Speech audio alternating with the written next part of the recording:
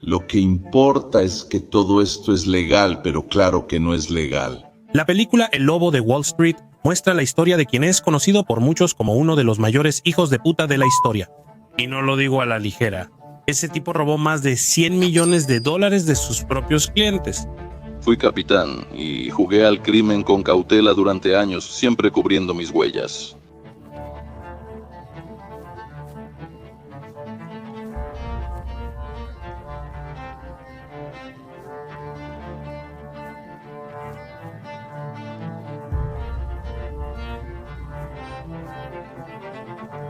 No hay nobleza en la pobreza. Yo ya fui un hombre rico y ya fui un hombre pobre, y elijo la riqueza todas y cada una de las veces. En este video voy a analizar algunas escenas de esta película, pues, y te voy a mostrar cómo hay muchas cosas que pasaron desapercibidas en esta historia. Refleja mucho sobre el ser humano y nuestro entorno. Y es hasta gracioso porque justo después de que salió la película, el propio director Martin Scorsese se dio cuenta de que mucha gente entendió todo mal. Algunos se indignaron diciendo que la película glorificaba el crimen, fomentaba la avaricia y normalizaba aprovecharse de otros. Lo que realmente indigna es etiquetar una obra maestra con ese discurso superficial. Lo digo porque para entender lo que causa esta película, debes dejar ese juego infantil de héroe y villano sobre lo correcto e incorrecto. Aquí no habrá una lección moral barata. Si alguien quiere hacerlo, puede hacerlo en los comentarios. Aquí exploraremos la gran pregunta de la película. ¿El problema es el lobo o las ovejas? ¿Jordan Belfort es realmente el villano de la historia? ¿O solo es un reflejo de un mundo que recompensa exactamente ese tipo de comportamiento? La película refleja bien la historia real, aunque sigue siendo una adaptación basada en hechos reales. Como toda película así, le dieron el toque hollywoodense. Jordan Belfort no nació lobo, sino oveja de clase media, con padres contadores y vida tradicional americana. Solo que siempre fue muy ambicioso y tenía cualidades y habilidades muy valoradas por el mercado. La principal de ellas, él sabía vender como pocos. Su don de palabra lo impulsó a interesarse pronto en ser corredor de acciones en Wall Street. Siempre quise ser rico. Entonces, ¿qué hago? Me voy al único lugar en la tierra que encaja con mi enorme ambición. ¿No vales ni un montón de mierda? ¿Algún problema con eso, Jordan? Al inicio vemos a Jordan, un empleado tímido e inseguro que llega con ganas de hacer todo bien. Incluso le hace la famosa barbería al jefe, pero pronto se da cuenta de cuál es la verdadera regla del juego ahí. Estoy muy emocionado de unirme a su empresa. Sus clientes son realmente...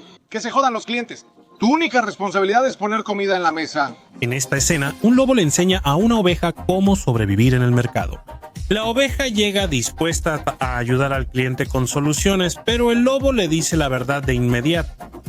El objetivo del juego, mover el dinero de tus clientes a tu bolsillo. Simple, venta. Eso. No importa si la acción es buena o mala. Si es mala, el problema no es tuyo, es del cliente. Eso es lo primero que tu jefe te enseña, y Jordan lo tomó muy en serio. Y lo que me parece interesante de este diálogo es que es como si Scorsese estuviera indirectamente haciendo esa famosa pregunta: ¿el ser humano nace malo o es el entorno el que lo vuelve malo? En ese caso, ¿sería su primer jefe el responsable de llevar a ese chico tan bueno y tan inocente por el mal camino? Y en la vida real, no sabemos a fondo si Jordan realmente llegó siendo tan bueno como muestra la película y fue el ambiente el que lo corrompió. Pero quien ya vio el episodio 5 de mi serie sabe que hay algo innegable. Por más que los mentores, el ambiente, el dinero, la avaricia y toda esa emoción hayan desempeñado su papel, ellos no crearon nada. Solo despertaron lo que ya existía dentro de Jordan. A nosotros no nos importa cómo funciona la tecnología, porque solo estamos interesados en cómo volvernos muy ricos. Me volví adicto al segundo. Aunque encontró su pasión al inicio de su carrera, sucedió el famoso colapso bursátil del 87. El mercado cae, su sueño se desvanece, pierde el trabajo, queda en la ruina y debe comenzar de nuevo. Pero ahora no en Wall Street. Busca una oportunidad como corredor en un mercado menos sofisticado, donde se negociaban acciones de empresas pequeñas, poco conocidas y de bajo valor. Las penny stocks. Ahí los clientes eran personas mucho más sencillas. El valor de las transacciones era muy bajo, pero las comisiones eran absurdas. En Wall Street la comisión de un corredor era del 1%, pero en las penny stocks llegaba al 50%. 50% de comisión, ¿por qué? Es el precio por nuestros servicios. Aquí Jordan tuvo una revelación que transformó su vida. Si soy lo suficientemente bueno para convencer a ricachones en Wall Street, imagina lo que puedo hacer con un tipo que no entiende nada del mercado. Y eso es exactamente lo que él hace. empieza a llamar a clientes comunes y usa su labia, carisma y descaro para vender promesas. Algo interesante apareció en mi escritorio. El nombre de la empresa es Aerotime International, la empresa de tecnología más moderna del Medio Oeste. Él miente, afirma que la empresa explotará y perderán la mayor oportunidad de sus vidas. Y mientras sus compañeros de trabajo están ahí, partiéndose el lomo para sacar $40-50, Jordan cierra operaciones de $4, $5, $10,000 en una sola llamada. Los tipos me miraron como si hubiera descubierto el fuego, hermano.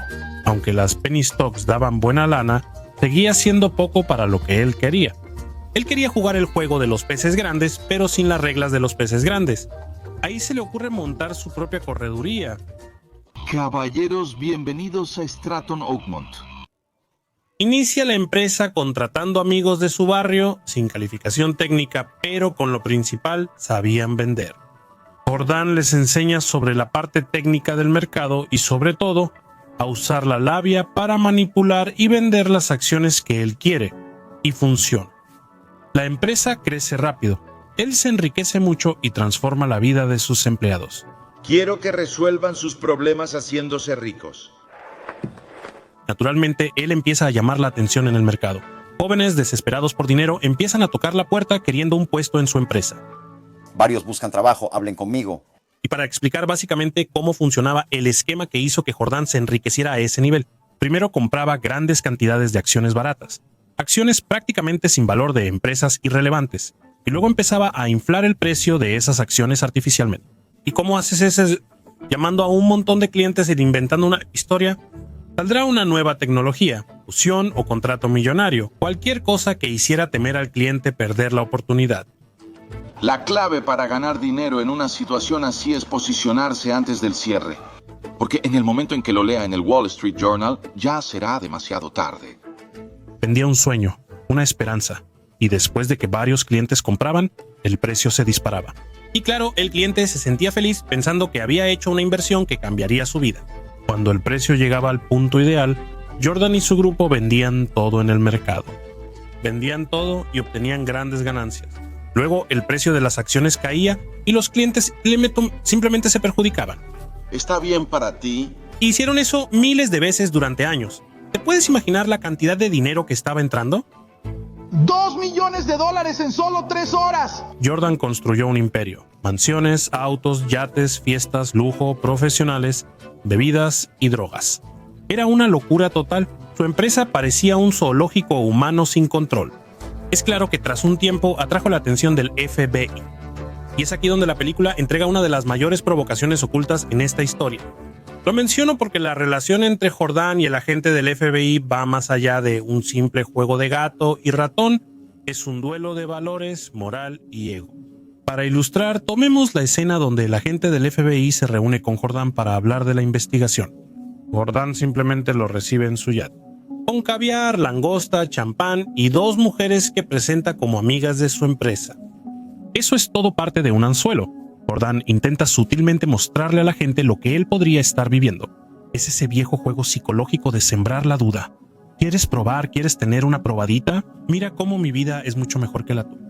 ¿Están seguros de que no quieren nada de tomar? ¿No tienen hambre? ¿Nada? Jordan intenta sobornar a la gente para influir en la investigación.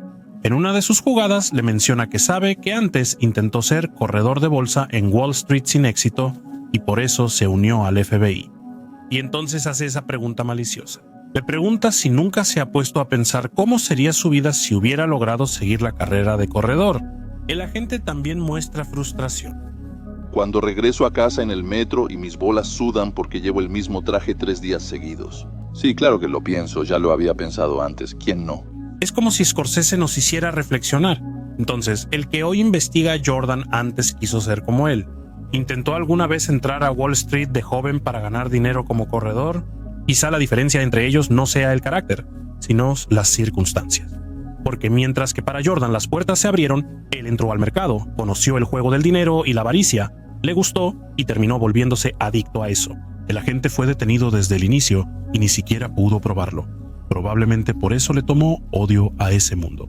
Salió de ahí, entró al FBI y arrestó a los mismos tipos en los que pudo haberse convertido. Y en ese camino, la moral se volvió su gran aliada el símbolo de lo que es un hombre digno para él. Como el dinero fue la causa de su rechazo, empezó a valorar más la moral que cualquier otra cosa. Incluso rechaza el soborno de Jordán y le recalca que, aunque sea pobre y use el metro, él tiene algo que Jordán nunca tendrá: principios y valores. Cuando lo arreste será recibido como un héroe en la oficina. No conforme, va más allá y reta a Jordán diciendo que la mayoría de los tipos que investiga ya nacieron en ese ambiente. Tipos que nacieron entre lobos y no tuvieron muchas oportunidades de salir de eso. Jordán nació oveja y aún así eligió estar ahí. Tú, Jordán, hiciste ese camino solo. Sí, lo hice. Bien por ti, hombrecito. ¿Hombrecito? Él menosprecia a Jordan, lo ve como alguien que eligió corromperse. Es como si pensara: eras de los nuestros, pero decidiste volverte uno de ellos. Por eso eres aún peor y más inferior moralmente. Y Jordan, además de enojarse con toda esta situación, se queda con el ego herido, porque conoce a alguien distinto a lo habitual. Alguien que no valora su juego. Alguien que no cree que el dinero sea lo más importante en este mundo. Entonces, él se rebela, expulsa a los agentes de su barco y se mete de lleno en esa pelea de egos, menospreciando la vida de ellos. Y buena suerte en su regreso a casa en metro con sus esposas feas y miserables. Miren, 1 año de su salario. ¿Sabes cómo le llamo a eso? Cupones de la diversión. Y detrás de toda la ironía de esta escena, de esta pelea de egos, queda una pregunta. ¿Será que eso que llamamos virtud es realmente una elección? ¿O solo es lo que quedó tras quedarte sin opción por las circunstancias de la vida? Quiero decir que muchos se aferran a valores morales como si fueran logros personales.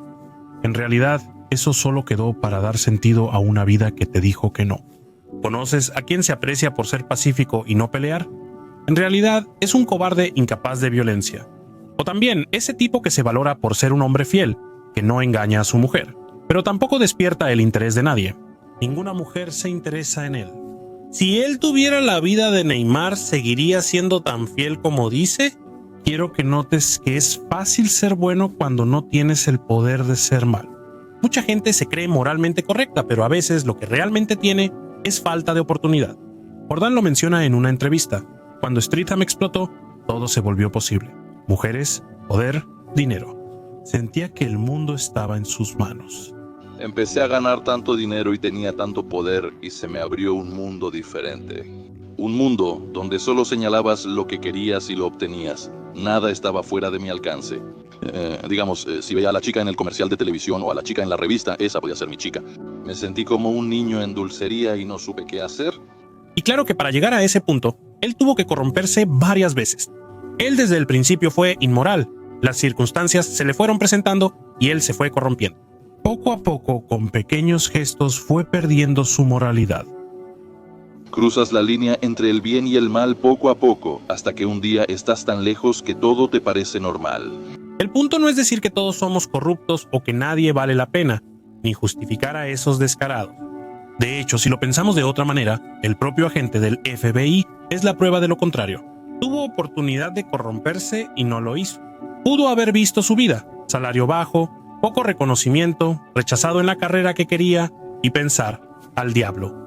Si el juego es sucio, yo también haré trampa.